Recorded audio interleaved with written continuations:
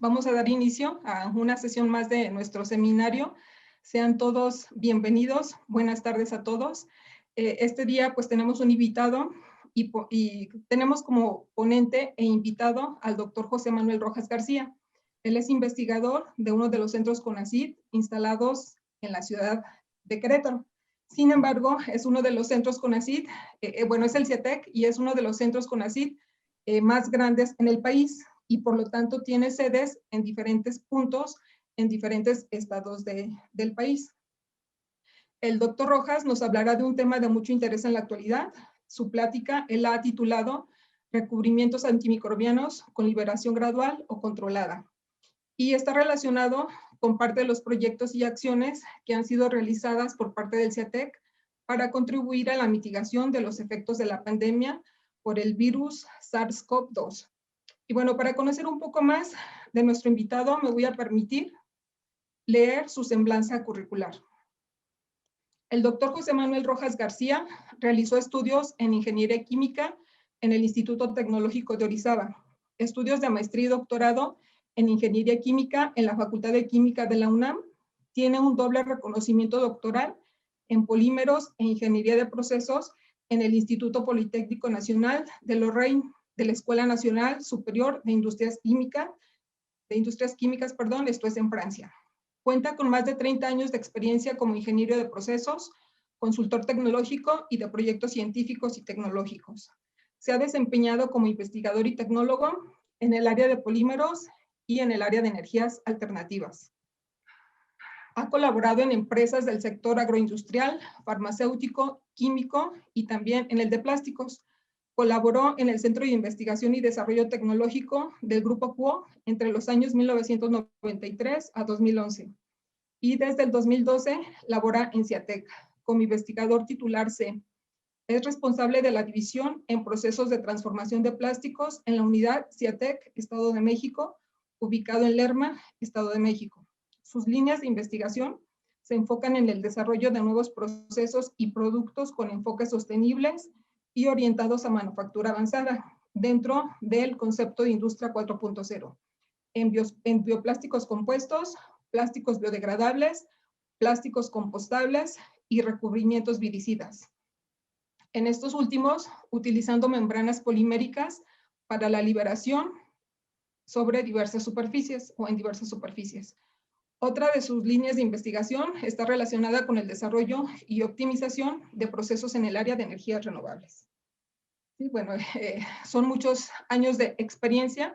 Seguramente tendremos una plática de mucho interés. Y bueno, sin más, le cedo la palabra al doctor Rojas. Gracias. Sí, muy buenas tardes a todos. Muchísimas gracias por la invitación, doctora Vidales, doctor Salgado. Les agradezco la oportunidad de compartir un poco de lo que estamos haciendo en CIATEC, en el área de desarrollo de materiales y procesos, nuevos productos. Voy a partir con el hecho de comentarles que los recubrimientos antimicrobianos no son nuevos, ya tienen muchos años. Obviamente ustedes conocen algunas soluciones sanitizantes que existen en el mercado, pero el chiste de esto hoy día es cómo le hacemos para que esas soluciones sanitizantes que cuando se aplican tienen una acción inmediata, pudieran perdurar cuando se aplican en una superficie y ir más allá, ¿no? Ir a través de una liberación gradual o inclusive una liberación controlada, de tal manera que la durabilidad de ese recubrimiento antimicrobiano sea mayor.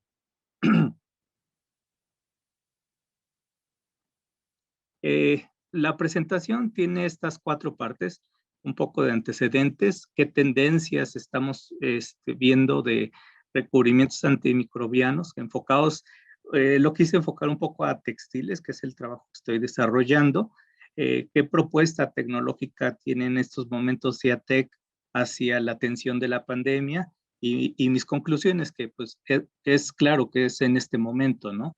Las conclusiones y las tendencias pues pueden cambiar de un momento a otro, como lo vivimos el año pasado, en donde en 2019 fue un año, entre comillas, pues normal, y 2020 fue un año atípico y que seguimos en sus consecuencias derivados de la pandemia, ¿no? Por lo tanto, pues inicio que ustedes ya conocen, tenemos todos los antecedentes de dónde se originó la pandemia, pero aquí lo interesante que quiero resaltar es el virión, que se le conoce como el SARS-CoV-2, está constituido como si fuera una pelotita. Yo lo veo así desde un punto de vista como lo que soy, ingeniero.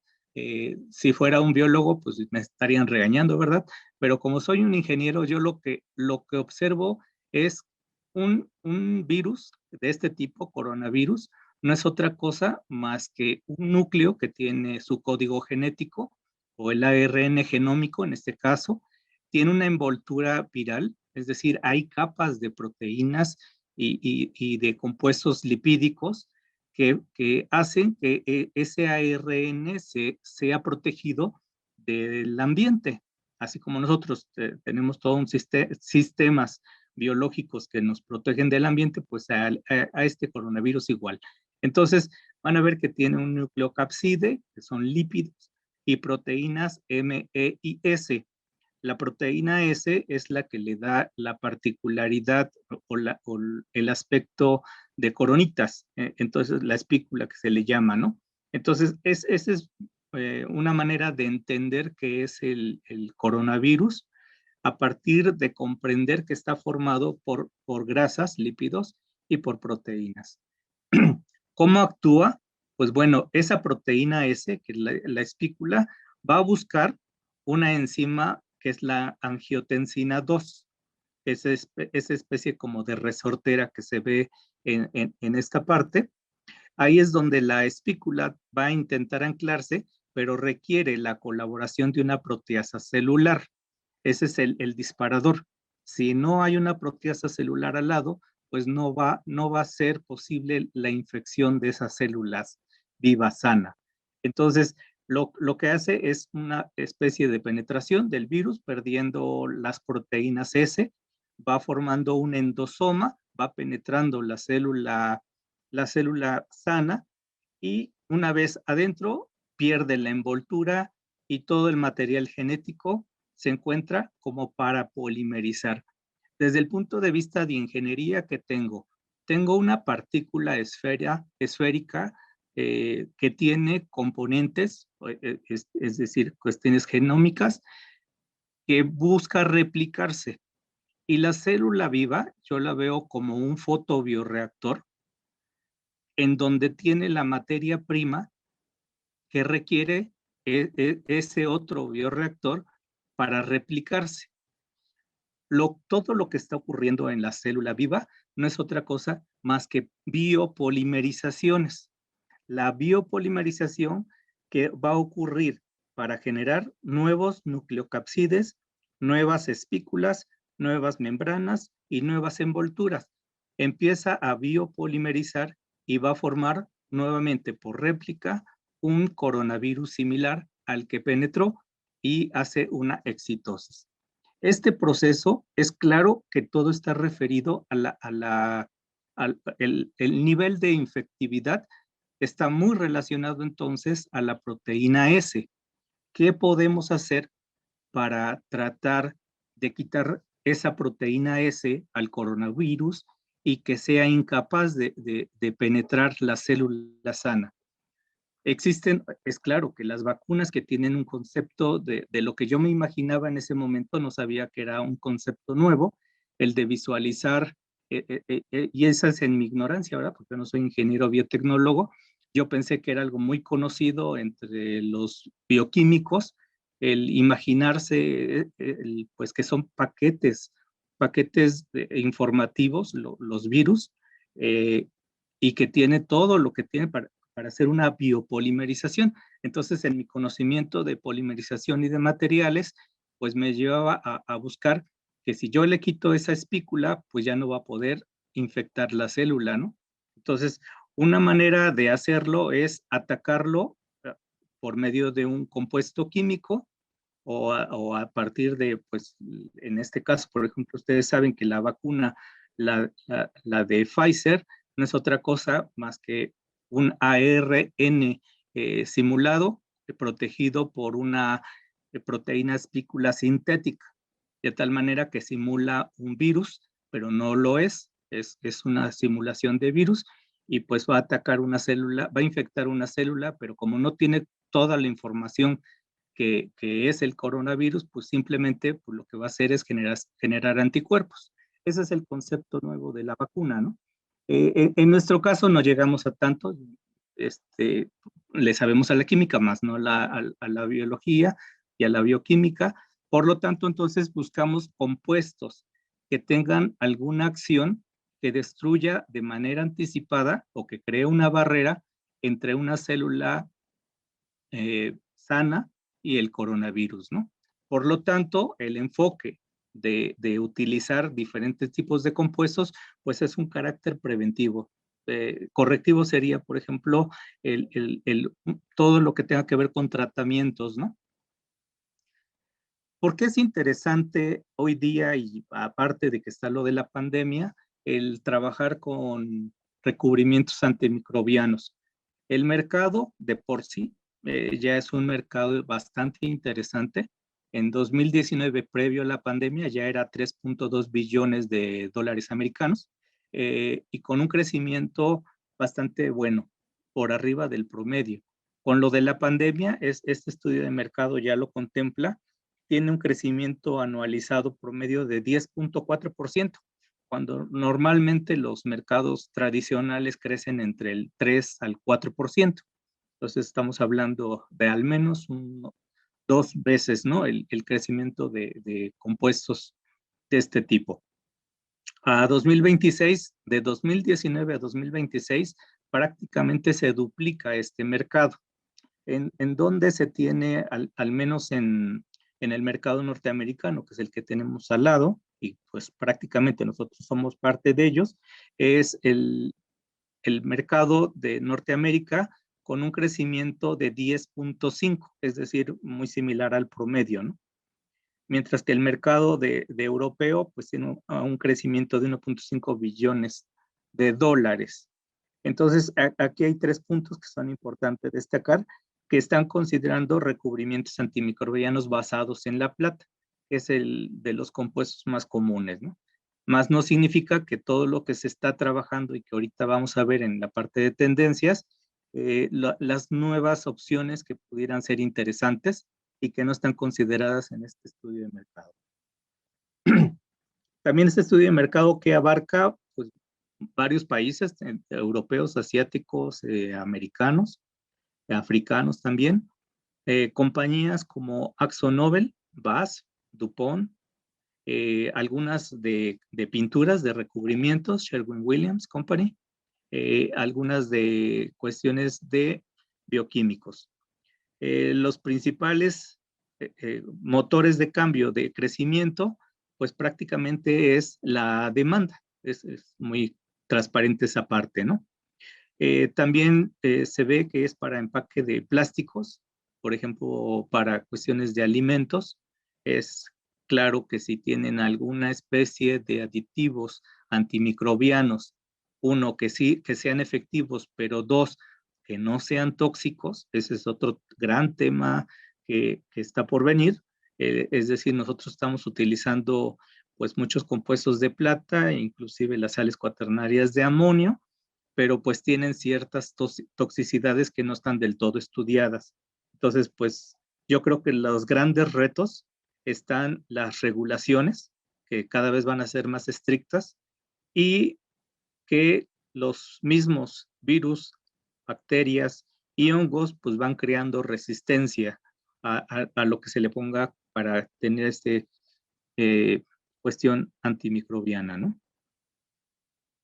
En una búsqueda de información, dado que estamos trabajando en este campo, hicimos una búsqueda de patentes con palabras claves muy específicas, como pues, antibacterial, viricida, virucida, antiviral, sales cuaternadas de amonio, y específico a la clasificación A41D, que trata de los materiales como sustrato a los textiles, y en el motor de búsqueda de Lens vemos prácticamente con una serie de altibajos, pero que la tendencia es que va subiendo. Normalmente en los 90 se tenía muy plano el comportamiento de crecimiento de las patentes, pero a partir de los 2000 se empezó a estudiar más. Yo me acuerdo por ahí en los 90, nosotros andábamos buscando el cómo las superficies de los laminados para cocinas integrales tuvieran algún tipo de biocida que fuera perdurable en el tiempo de vida útil de esa superficie, ¿no? De una cocina integral, como para tratar de evitar alguna infección o diarreas por la presencia de bacterias. En este caso les presento de la búsqueda las patentes en aplicación, es decir, solicitudes de patente. Hay muchas comparados con la cantidad de patentes otorgadas.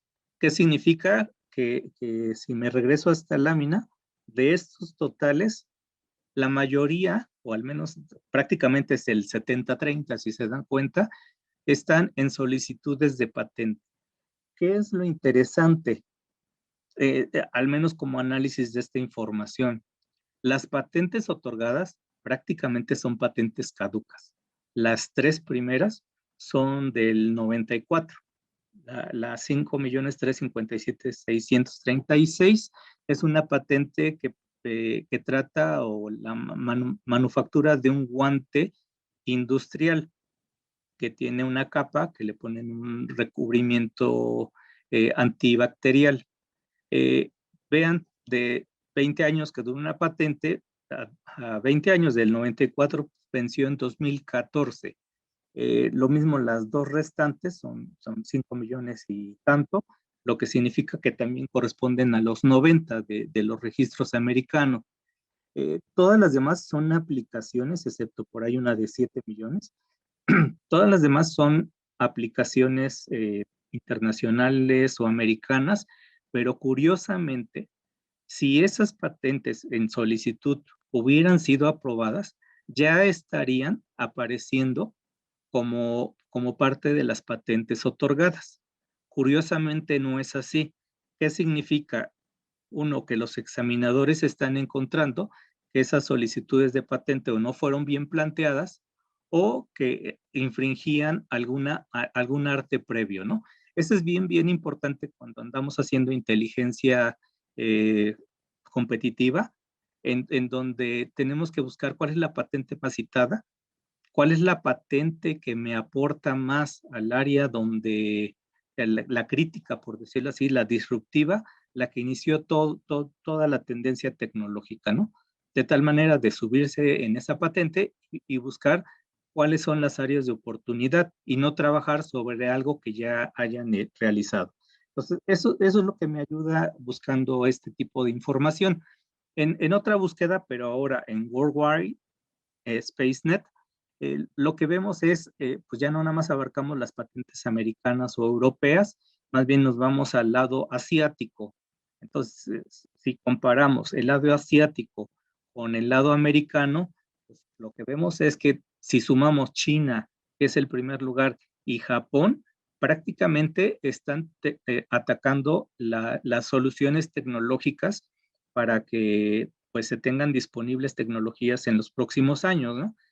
Yo creo que la suma de los dos, de China y Japón, pues está, pero por mucho, muy alejado de todo lo que sería la suma de Estados Unidos y los demás. Eso también es importante de destacar. En cuanto a qué empresas están trabajando, la que lleva el liderazgo, pero pues tampoco no es un liderazgo tan significativo porque, pues, por ejemplo, está 3M, Kimberly-Clark, Lowe Francis, que es una china. Todas prácticamente tienen números muy similares. No son una empresa que tenga 20 patentes contra una que tenga una o dos, ¿no? Prácticamente son pocas las patentes que han visto la luz en estos últimos años, pero la tendencia se repite, no importa el motor de búsqueda, esa es la conclusión que obtenemos, no importa el motor de búsqueda, la tendencia tecnológica en trabajar en recubrimientos antimicrobianos es a la alza.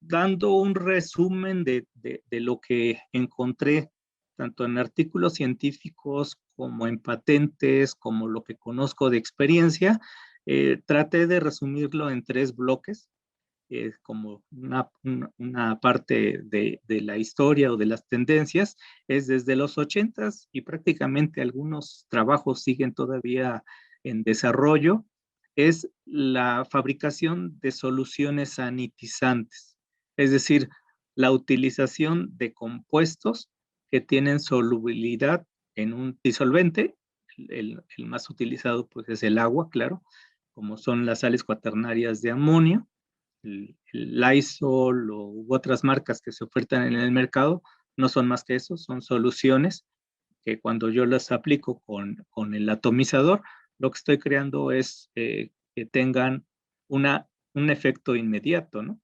Pero también hay soluciones que a partir de la formación de alcohol en gel o la formación de peróxidos, pues me crean un efecto antimicrobiano. Para citar cuándo se empezaron a utilizar en forma sistemática las sales cuaternarias de amonio, Klein y de Foret, es desde 1983. Pero aclaro, su liberación es inmediata. Del 2000 al 2020 y posiblemente antes, sí, se ha trabajado mucho en cuestión de nanopartículas. Al menos científicamente, desde los 90, yo me acuerdo de muchos trabajos que estaban en esa época incipientes en nanopartículas de plata, últimamente muchas de cobre y alguna que otra de zinc. La del cobre, se los digo por experiencia, porque yo hice una propuesta en el CONACYT de una combinación de partículas de cobre con sales cuaternarias de amonio y los mismos colegas, mis pares evaluadores, dijeron que eso no era factible. Entonces digo, caray, pues entonces resulta que las tendencias tecnológicas pues no están tan bien fundamentadas si tomamos en cuenta que mis colegas académicos pues nada más consideran artículos. La tristeza es que no consideraron patentes, ¿no? La mayoría de las últimas patentes, ya pondré algunos ejemplos, se están yendo mucho por la generación de nanopartículas de óxido de cobre. ¿Por qué? Porque el cobre es un material muchísimo más barato que la plata. Y su generación de esas nanopartículas, aparentemente, yo no soy especialista en creación de nanopartículas, aparentan ser más fáciles. No lo sé, a lo mejor si aquí hay un especialista en producción de nanopartículas de cobre o de plata, pudiera darnos su punto de vista, ¿no? Pero lo que sí encontré es este autor, que es de los que encontré que tiene pues fácil unas 5 o 6 patentes otorgadas, o sea, no solicitudes de patente otorgadas, que es el Tabay, entre 2000 y 2007 utiliza el óxido de cobre, ya sea preparado, ya sea que libere los iones cobre o que tenga alguna generación de compuestos en in situ. Ese es importante e interesante de destacar, ¿no? Ataca varias soluciones tecnológicas, pero todas basadas en cobre. Otro que me pareció también interesante del 2002 es una patente de Antelman, en el cual utiliza cristales de óxido de plata, 4 más, y lo que hace es como sándwich, donde coloca entre las fibras de los textiles es este compuesto y le busca que la aplicación sea básicamente antibacterial. No está, no está comprobado antiviral o viricida, como le quieran decir, pero sí antibacterial. Las sales cuaternarias de amonio de cuarta y quinta generación, que se utilizan para liberación gradual, es decir, también para generación de partículas, en el caso del que yo estoy ahorita estudiando, ¿no? Y ya de las últimas tendencias es en esta década de 2010-2020, de hecho estamos iniciando una nueva década, pero pues básicamente me quedé entre la década de 2010-2020, la formación in situ de los compuestos antimicrobianos, es decir, se coloca en la solución o en un carrier, en un vehículo, la materia prima que reacciona in situ, es decir, son reacciones no drásticas, no exotérmicas agresivas, sino son reacciones que pues o pueden generar, por ejemplo, peróxidos, como se mencionaba en los 80s, pero también otros compuestos como pueden ser las propias compuestos cuaternarios de amonio. Otro es el uso de dendrímeros. Los dendrímeros son moléculas hiperramificadas que permiten el atrapamiento de moléculas más pequeñitas y que a través de algún switch, ya puede ser térmico, pH, lo que conocemos como materiales inteligentes, pudieran darnos una liberación ya no inmediata ni gradual, sino lo que nosotros querramos, controlada. La formación de polímeros con grupos amonio, los de sexta y séptima generación, ahí tenemos todo un campo por estudiar a través de la polimerización. Esa es mi área. Y están varias plataformas. Está la CRP, que es la plataforma de radicálica controlada, y ahí entran muchos mecanismos de polimerización, como puede ser el RAFT, el mediado por nitróxidos, el AETRP, está también la plataforma de apertura de anillo, Ring Upper Polymerization, y la química click. Esa química click es el tratar de juntar varios tipos de mecanismos de polimerización para juntar lo que en la vida común no se podría juntar. Juntar unidades funcionales con polímeros convencionales. Es una química bastante interesante desde por ahí de finales de los 90. Y al final, pues tenemos todo este loop histórico, ¿no? Las sales cuaternarias de amonio, pues tienen una estructura, como ya lo vimos, tienen en la parte central el elemento nitrógeno y están con 4 sustituciones alquílicas, que son las R. Por eso son cuaternarias. Son sales inorgánicas, se utilizan mucho como cuestión de agentes antimicrobianos, ya están más que probados. Aquí el tema, como lo mencioné hace unos momentos, es la cuestión de toxicidad. Sí está demostrado que las sales cuaternarias de amonio, al menos las de primeras generaciones, tenían toxicidad y bioacumulación. Entonces, pues sí hay que tener cuidado en su manejo. Por lo tanto, si ustedes son observadores en las botellas de Lysol o de los otros sanitizantes, van a ver que lo que se está manejando sí son sales cuaternarias de amonio, pero lo ponen de cuarta generación. Eso es importante de resaltar para tratar ellos de decir que no están utilizando lo que está comprobado como tóxico, ¿no? Que es el cloruro de benzalconio. Se puede seguir utilizando si queremos bajar los costos de la investigación científica, porque no pasa nada. Al final tienen grupos funcionales similares. Entonces, para cuestión de estudio está muy bien, pero para cuestión de tecnología y de generación de nuevos productos, pues prácticamente yo lo que les puedo decir es que hay que trabajar con generación de cuarta hacia arriba. Tipo de concentración del principio activo me permite alta selectividad del microorganismo, es decir, de las primeras generaciones de las sales cuaternarias eran pues antibacteriales y viricidas, pero no buenos fungicidas, y cada generación tiene su especialización. También para tratar de estudiar esto hay que buscar cuáles son los mejores métodos de formación de nanopartículas, micropartículas o encapsulación o encapsulamiento, como le quieran decir. He estado mencionando que hay generaciones. Aquí vemos que la primera generación eran las cadenas alquílicas de benzalconio, como el cloruro de benzalconio. La segunda generación, pues tiene anillos aromáticos, grupos metilos y etilos. La tercera generación son duales.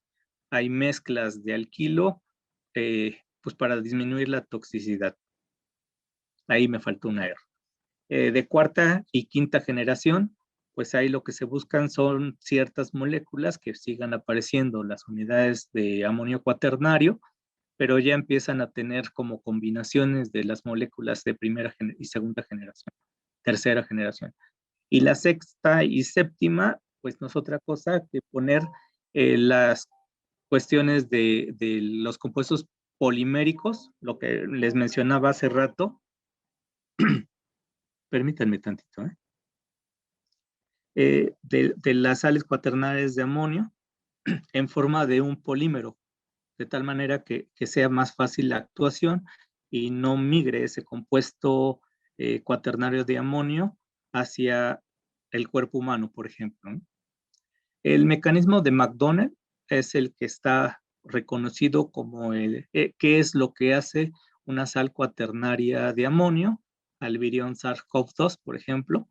Lo que hace es, esa sal cuaternaria va a buscar albirión, se traslada, se transporta al virus, va a atacar su capa lipídica y proteínas, va a generar reacciones químicas de desorganización de esas proteínas, es decir, va a haber un proceso degradativo de la envoltura viral y por lo tanto, pues queda expuesto el ARN del virión y pues definitivamente con eso ya no puede, ya no tiene la posibilidad de infectar una célula sana.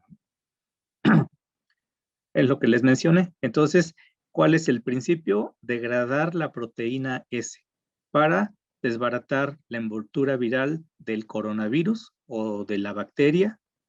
Y con esto, pues ya quedamos con la posibilidad de tener un recubrimiento antimicrobiano efectivo.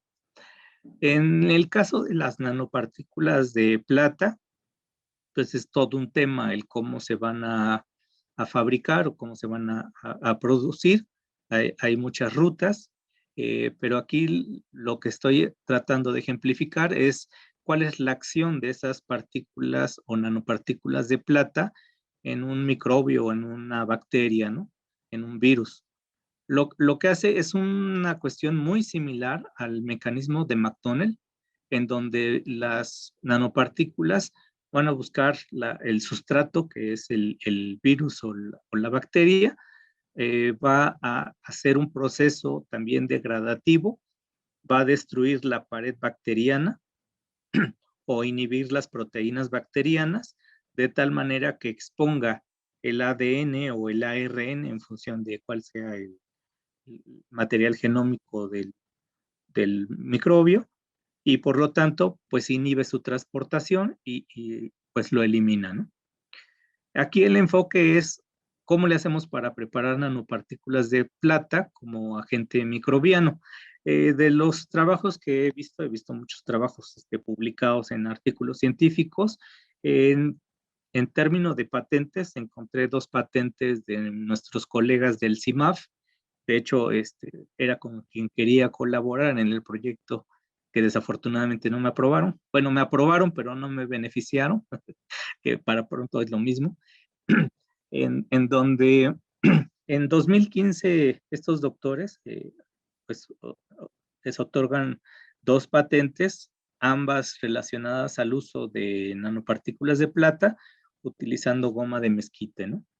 Entonces está bastante interesante, son tecnologías pues relativamente nuevas, de hace 5 años y un poquito más.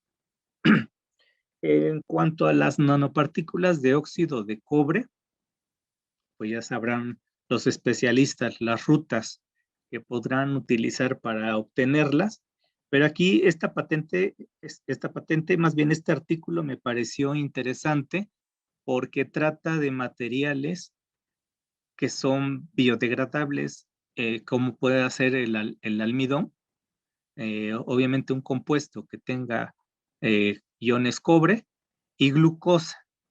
Con eso lo que están buscando es generar nanopartículas de óxido de cobre embebidas en almidón como vehículo. De tal manera que cuando se calientan en un microondas, esas nanopartículas de óxido de cobre van a actuar en estos cajas Petri, y pues lo que se ve pues es que hay un halo de inhibición, como aquí le llaman una zona de muerte, ¿no? No es otra cosa más que lo que conocemos como halo de inhibición, es decir, las partículas de cobre están siendo efectivas para el propósito antimicrobiano. Los quarks poliméricos tengo una cadena polimérica que es la parte azulita.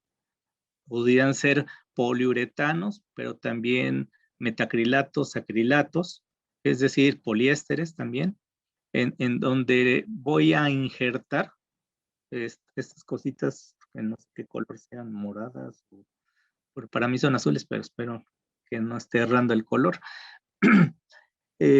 Tienen unidades de cuaternarias, ¿no? De amonio cuaternario, de tal manera que son sitios reactivos o sitios en donde el recubrimiento va a actuar en un microbio y por lo tanto pues lo va a inactivar.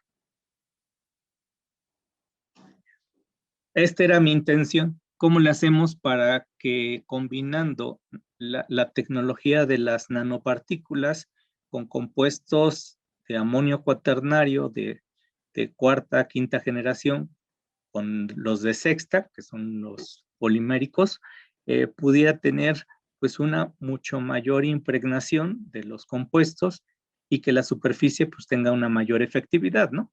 Entonces, en la foto A, los colegas que están presentando esta foto, que son del 2016, están recubriendo una fibra de algodón. Obviamente no tiene ningún recubrimiento, aquí sí le ponen nanopartículas de plata, y aquí en la foto D tiene tanto las cuestiones de los compuestos cuaternarios de amonio de la foto C más la B, ¿no? Es la que me da la D. Entonces, este es interesante porque tiene un efecto sinergista, al menos así lo promueven, como los efectos sinergistas de combinar dos tecnologías diferentes para un mismo propósito. Tenemos el otro es cómo le hacemos para generar dendrímeros, que a su vez esos dendrímeros sirvan para encapsular los fármacos y podamos, a través de algún medio, ya sea físico-químico o físico-químico, de manera controlada, nosotros liberar el fármaco o el agente antimicrobiano y así atacar un virus, ¿no? En este caso, esta ilustración es del virus de inmunodeficiencia humana, el HIV, que está siendo atacado por unos compuestos que estaban atrapados o embebidos, encapsulados, por decirlo así, en una molécula dendrímera o dendrítica. Esos compuestos también hay veces cuando tienen hiperramificaciones, se le llaman hiperramificados o arbóreos. Otro concepto de solución, este es de los más nuevos que me encontré, este es del 2019, de octubre de 2019, prácticamente pues a finales del año, es la formación de nanogeles. Es decir, tengo aparte de generar una molécula dendrítica, voy a generar a través de agentes de reticulación o crosslinker un gel, de tal manera que los péptidos antimicrobianos, que en este caso era el uso que le estaba dando el autor, Nostrum, quedan atrapados, embebidos en este gel, en esta red polimérica, y en función de cuál sea el switcheo con el que lo voy a liberar, que en este caso era una concentración salina, con esa concentración salina destruían el gel, y entonces así podía actuar el péptido antimicrobiano sobre la bacteria. En términos de qué ha hecho CIATEC estos últimos 6 meses para atender a lo de la pandemia, es desarrollar un recubrimiento viricida que contenga como caso de estudio, sales cuaternarias de amonio, que puedan ser utilizados en los textiles, ya sean naturales, sintéticos, para inactivar el SARS-CoV-2. Nuestros procesos involucran hacer una formulación, aplicar como recubrimiento esa formulación y evaluar el desempeño de ese recubrimiento que apliqué. ¿Cuáles fueron los parámetros? Pues durabilidad, es decir, lo aplico a las 0 horas, reviso qué le pasa a las 2, a las 24 horas. Después le aplico ciclos de lavado controlados, hay normatividades para textiles, le doy cada ciclo de lavado y voy monitoreando cómo va evolucionando el desempeño de ese recubrimiento viricida. Obviamente a través de pruebas microbiológicas, ¿no? El proyecto que estamos terminando, les platico, fue colaborativo con la Facultad de Veterinaria y Zootecnia de la UNAM. Nosotros como grupo que estamos estructurando el proyecto, y una empresa micro que le llama Centro Politex, pero pues es una persona física con actividad empresarial que está en incubación su empresa, ¿no? Aquí utilizamos un mezclador de alto corte, rotor estator. Estas son las aspas, las que están aquí, y pasan a través de orificios, lo cual imprime a una alta velocidad, pues a una alta cizalla, ¿no? De tal manera que me va a generar si estoy dispersando un compuesto insoluble en un medio, pues me va a generar partículas mucho más chiquitas. También se pueden utilizar molinos coloidales. Propiamente, pues vendría siendo una equivalencia, ¿no? Un rotor estator con un molino coloidal. Lo que obtenemos es, después de procesos de una emulsión inversa, su proceso de coagulación y una resuspensión en fase acuosa, lo que obtenemos son una especie como de lombricitas. No son en la parte de emulsión inversa sí que tengo partículas esféricas muy bonitas, pero pues las tengo que coagular. Entonces, en ese hecho de coagular, pues hay una coalescencia de partículas esféricas para formar entramados o partículas amorfas, y con la alta velocidad que le imprimo para la resuspensión, pues me generan como churritos. La manera de validar que efectivamente tengo las sales cuaternarias de amonio en esas micropartículas, pues es buscar en dónde están pues los enlaces cloro, ¿no? Clorocarbono en un FTIR, y si le busco a través de análisis de termogravimétrico, pues busco qué es lo que tengo en las zonas de baja temperatura. Si estoy quitando la humedad, pues estoy viendo algún tipo de liberación. Y sí, aquí notamos dos, una atribuida a un agua pues más intersticial, más química, y a la liberación del cloro de benzalconio, en este caso utilizado. ¿Qué textil utilizamos?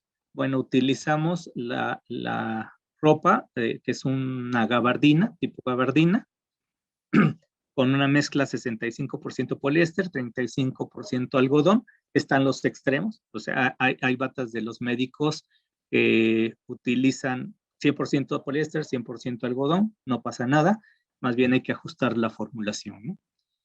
Con esto lo que hicimos una pruebita de las partículas en SEM, nos vuelve a dar lo mismo que vimos en lo óptico, los fideitos y churritos, y lo que estamos demostrando es que sí hay cloro presente, y obviamente calcio por el compuesto polimérico que es el vehículo.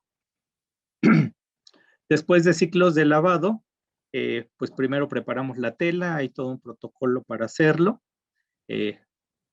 Lo que ustedes ven como un churrito bien hecho es la fibra sintética, y el que tiene que está como torcido, esta fibra torcida, es la fibra natural de algodón. Hicimos métodos de impregnación, tanto por aspersión como por inmersión, Pero aquí para manera de ejemplo y para no tardarme más, les presento nada más lo que fue una especie de como impregnación por filtrado.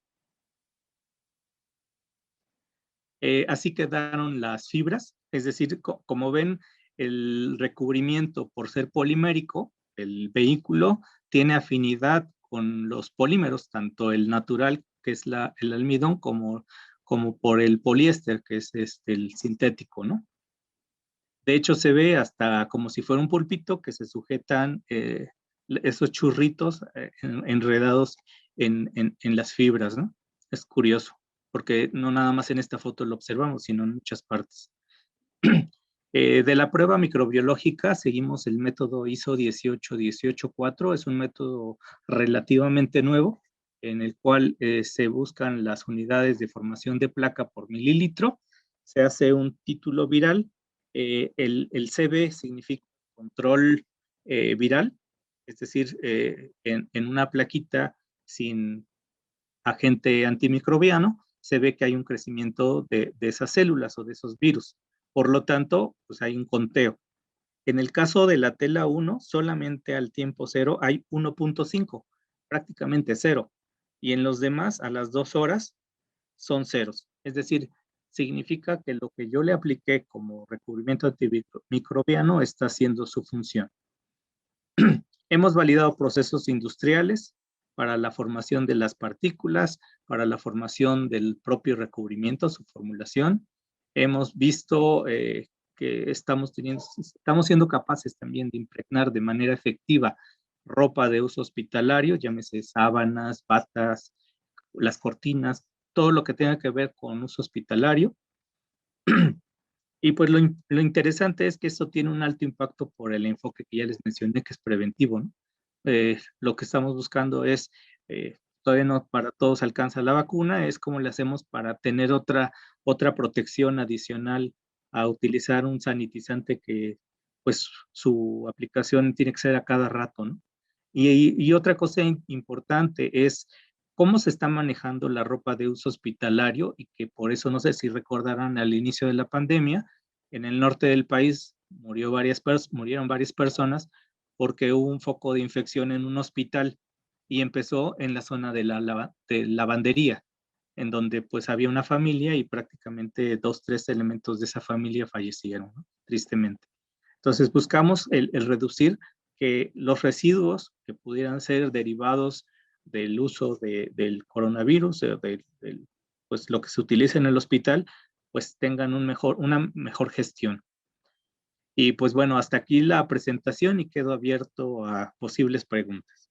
Muchas gracias.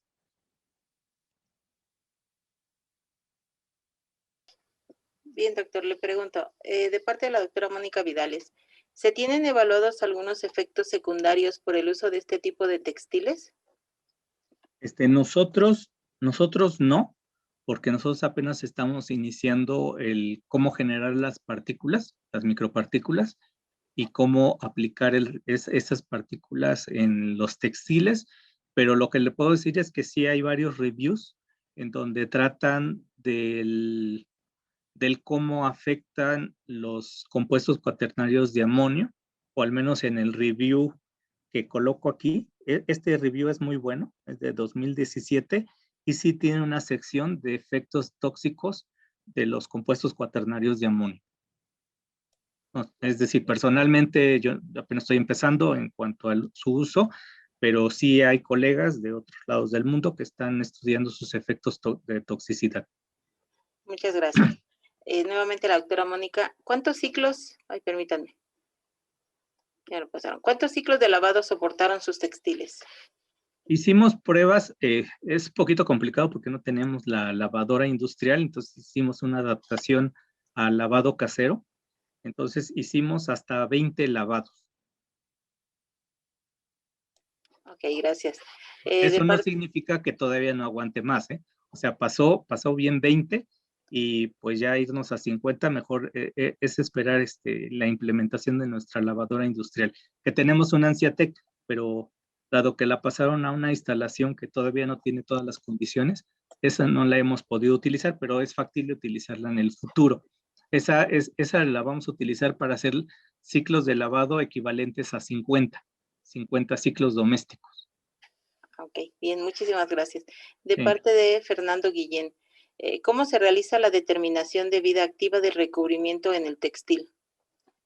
Es eso la pregunta iba de la actividad viva, preguntó. ¿Cómo se realiza la determinación de vida activa del Ajá. recubrimiento en el textil? Híjole, supongo que se refiere a la prueba microbiológica. Me refería que la prueba microbiológica se hace siguiendo la metodología 18184. Es una ISO y se utilizan unidades formadores de placa. El método no lo quise para no expandirme a la presentación, pero lo que trata es de inocular el virus o la bacteria, tener un conteo de cuestiones celulares del microbio que quiera infectar la superficie y después aplicar en plaquitas inóculo y después hacer observaciones de crecimiento microbiano. Ok, gracias. Ajá. A lo mejor Bien. espero que se refiera a esa prueba. Y si es a lo mejor, infiriendo otra vertiente de la pregunta, sería la efectividad del recubrimiento, ¿no? La efectividad del recubrimiento, lo que observamos es que al tiempo cero es bastante buena, a las 2 horas bien. Hicimos otra prueba que no está en esta gráfica reportada, a las 24 horas sigue prevaleciendo y después con los ciclos de lavado. Si se refería a la efectividad del recubrimiento es, pues hasta 20 ciclos de lavado llevamos que el recubrimiento perdura y es efectivo. Bien, gracias, doctor. De parte de Roberto Alan Lugo, ¿qué tan complejo es llevarlo a producción en masa? No, para nada complejo, ¿eh? Al contrario, yo creo que este proceso lo único que requiere son mezcladores de alta velocidad, alta cizalla, que están disponibles en el mercado, conocidos como molinos coloidales. Y hay equipos continuos, eso es lo interesante. O sea, no vamos a requerir tecnología de equipamiento, maquinaria o procesos que no estén ya como máquinas en el mercado. Gracias.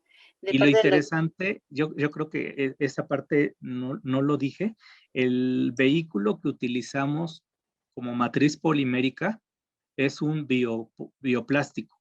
Por lo tanto, pues está mucho más padre, ¿no? Porque lo hace más sostenible. Gracias. De parte del doctor Eduardo Morales, ¿estos textiles son para cubrebocas o para uniformes? No, estamos buscando que sea ropa de uso hospitalario, quitando los equipos de protección personal. Distinguiendo equipos de protección personal es la cofia, los gogles o lentes, la careta y la mascarilla. Y en el caso de la ropa de uso hospitalario, podrían entrar en esa clasificación las batas, la ropa externa, inclusive guantes, y las sábanas, cortinas, todo lo que tenga que ver con un cuarto de hospital. Ok. Sí, de hecho, el doctor Juan Hurtado preguntaba, ¿al mencionar ropa hospitalaria se incluyen los cubrebocas? No, ese no, porque justamente como el cubrebocas va en contacto directo a las vías respiratorias, la verdad, nosotros firmamos una responsiva que no íbamos a hacer experimento en humanos. y ya meter a que un humano esté respirando este compuesto, sí ya es cuestión ética de que requiere otro protocolo. Gracias. De Fernando Guillén, ¿el desecho del viricida tiene algún grado de toxicidad? Sí, depende la sal cuaternaria de amonio. Las sales cuaternarias de amonio pudieran tener un efecto adverso al medio ambiente si no son tratadas por ejemplo, si se lavan pues la ropa de uso hospitalario y se tira al drenaje tal cual y va mucho recubrimiento. Las concentraciones son muy pequeñitas, realmente, pero aún así hay que tener cuidado. Sí hay una toxicidad al medio ambiente, Si el compuesto, al menos el de primera generación, va en exceso, puede destruir la fauna microbiana, que podría ser benéfica, ¿no? Gracias. El doctor Luis Miguel Salgado, eh, ¿cuál es la principal aplicación de los textiles con antimicrobianos? Imagínense que están en el hospital atendiendo, pues, como lo están haciendo muchos médicos hoy día, con sus batas, y están, pues, contacto directo. Ellos no pueden, a pesar de que tienen sus caretas, los gogles, los guantes, la careta, mascarilla, etcétera, pues están expuestos a través de la ropa. Entonces, pues si utilizan una ropa de batas que les cubran sus propios atuendos, ese tipo overol o las batas, y tiene el recubrimiento viricida, pues va a llegar el virus, se va a anclar y va a morir, pero el virus, no el humano. Entonces, pues se crea una barrera protectora, ¿no? Gracias. La doctora Regina Hernández, desde el punto de vista de toxicidad ambiental, ¿recomendaría algún tipo de moléculas para uso más generalizado? Sí, bueno, de hecho, pues todas las moléculas tienen cierto nivel de toxicidad, incluyendo las nanopartículas de plátano. Pues ahí ya está claro que si hay una partícula de nanopartícula, cualquiera que sea, no necesariamente de plata, pasa a cuestión respiratoria, pues va a dar enfisema pulmonar. Y hay todo muchos trabajos alrededor de la toxicidad de las nanoalgo, llámese nanopartículas, nanomoléculas o nanoestructuras. Y en esta, pues recomendaría las sales cuaternarias de amonio, pero de las generaciones más recientes, de la cuarta, como mencioné, hacia adelante. Gracias. De la doctora Marlene Gómez, para la actividad antiviral, ¿qué virus emplearon? Es un coronavirus, pero no tuvimos acceso al coronavirus. Ahora sí, todo el mundo tiene acceso al coronavirus si lo quiere, ¿verdad? Pero de manera sistemática y controlada, no tuvimos su acceso porque requiere un laboratorio nivel 3 en bioseguridad. Nos quedamos con un coronavirus porcino que produce diarrea, pero es similar, la envoltura viral es similar y bueno, los efectos no son diferentes, ¿no? Gracias. De Judith Rivera, interesante su plática. ¿Se podría reutilizar los cubrebocas aplicando estos recursos? Lo pregunto porque vi un programa en donde se mencionaba que los cubrebocas los metías en el horno por cierto tiempo y temperatura y los podrías reutilizar para disminuir contaminación. Gracias. Sí, de algún modo es el proceso de pasteurización, ¿no? O sea, si yo lo meto cualquier superficie material o a una autoclave, pues va a haber un proceso de esterilización. Por eso decían que si lo meto al horno, ¿no? Pues hay que tener cuidado también. Lo que sí es interesante es, que no dije hace rato, se podrían utilizar en cubrebocas siempre y cuando ese cubrebocas fuera de al menos 3 capas y donde tuviera esta protección fuera en la capa intermedia. Es decir, que no estuviera en contacto directo con el individuo, sino pudiera ser la capa externa o la capa intermedia. Gracias. Uh-huh. De la doctora Marlene, ¿y qué bacteria usaron para la formación de placas líticas? Es Escherichia coli. Usamos 2, pero la que recuerdo bien es Escherichia coli. Fernando Guillén se me pasaba. Me refiero al desecho una vez lavados los textiles con el recubrimiento. ¿Tiene previsto un cierto grado de toxicidad en el agua de descarga? Sí, era lo que comentaba en la pregunta anterior. Sí pudiera tener nivel de toxicidad siempre y cuando la concentración rebase el límite máximo permitido. Ya ven que siempre están las hojas de seguridad, ¿no? En donde hay un límite crítico y un límite máximo permitido. En las hojas de seguridad de los compuestos cuaternarios de amonio, ahí vienen. Gracias. Y una última de la doctora Mónica Vidales. ¿Generaron alguna patente? Si es así, Sí, perdón, si es sí. así, ¿existe algún plan para la transferencia tecnológica? Sí, justo en eso estamos. Nuestra intención era cubrir el aspecto científico de generar conocimiento, y en el aspecto tecnológico, pues llegar a una tecnología que sea fácilmente transferible a las empresas interesadas. CIATEC pues ya pondrá los mecanismos, ¿no?, de transferencia del cómo lo harán, pero sí vamos a generar, y de hecho pues no generó nada más una, se van a generar yo creo que como 4. Bien, muchísimas gracias, doctor. Sí, y bueno, ahí no me preguntaron, pero yo les complemento. Hicimos un estudio dentro de los ciclos de lavado de la durabilidad del recubrimiento a permanecer pegado, unido, adherido al textil. Hicimos lavados y cuantificamos de una manera gravimétrica, es decir, por peso, y los pesos a partir del tercer lavado del textil se pierden fibritas. Es obvio que primero preparamos lavando los textiles a aplicar el recubrimiento para precisamente quitar ese error de las fibras y cuestiones de la propia manufactura de las telas. Y a partir del tercer lavado, que es en donde ya aplicamos el recubrimiento, estamos viendo que no perdemos prácticamente nada. Son pérdidas poco significativas de peso, lo cual significa que las partículas quedan súper bien adheridas al textil. Entonces, eso es bien importante porque el ingrediente activo, mientras esté ahí y la partícula perdure, va a ser efectivo. Por eso llegamos a 20 lavados sin problema. Muchas gracias, doctor. Una última pregunta. Dice, Sí, yo compré, de Edith Muñoz, yo compré sales cuaternarios para manos y en cuanto me los pongo me irrita las vías respiratorias y garganta. ¿Debería de seguir usándolo? No, primero no tendría por qué utilizarlos para las manos. O sea, normalmente vienen en una solución que podría ser Lysol o todas las marcas que hay, y lo que menos se recomienda es que se utilicen pues en contacto directo con la piel. Normalmente lo que se hace es, pues uno se pone guantes y hace la aspersión en la superficie, ¿no? Pero está uno limpiando con guantes.